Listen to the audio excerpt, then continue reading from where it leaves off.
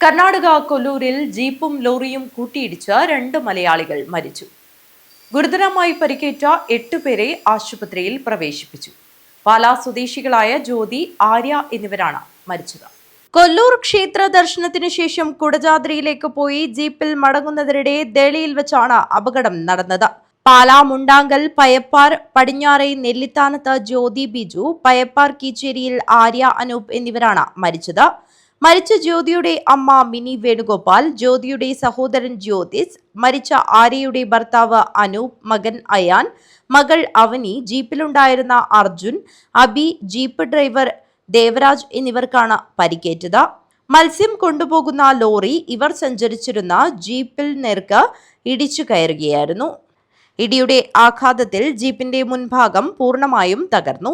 മാൽപ്പയിൽ നിന്ന് ഷിമോഗയിലേക്ക് പോവുകയായിരുന്ന ലോറി നിയന്ത്രണം വിട്ട് ജീപ്പിൽ ഇടിക്കുകയായിരുന്നു. പരിക്കേറ്റവർ ഉടുപ്പി, കുന്താപുര എന്നിവിടങ്ങളിലെ ആശുപത്രികൾ ചികിത്സയിലാണ്. മൃതദേഹം തിരിച്ചറിയാൻ കഴിയാത്ത അവസ്ഥയിലായിരുന്നു.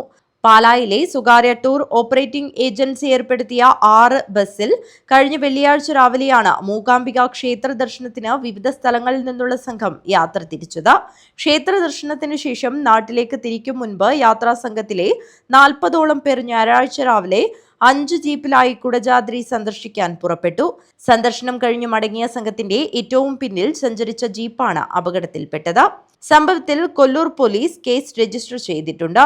News desk, city news.